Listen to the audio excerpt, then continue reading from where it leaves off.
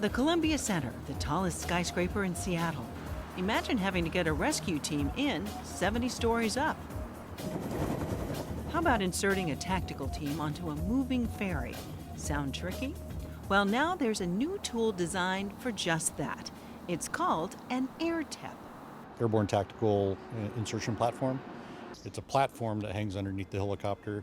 Kind of looks like an upside down umbrella that everybody steps on and secures themselves into. Secured in as the AirTEP hangs from a helicopter by a 100-foot rope. The goal?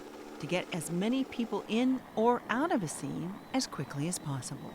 Anywhere up to 10 people at a time into a rooftop, into the water, into a place where maybe just rescuers can't even get to.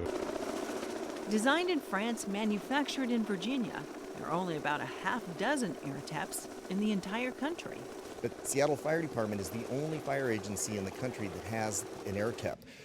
And our use of it is primarily we're using it for high-rise insertion of firefighters, rescue of victims off of high-rise buildings, earthquakes, where we can access remote locations. And now what this exercise is demonstrating is our use for waterborne operations, inserting rescue swimmers.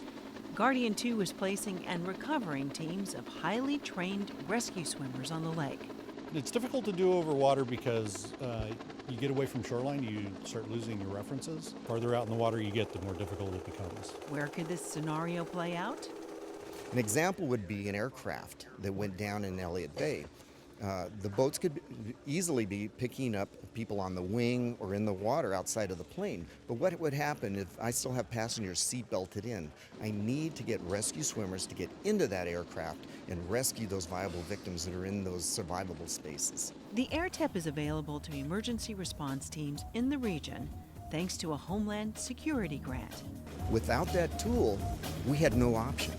With this tool, in a worst-case scenario, we now have options.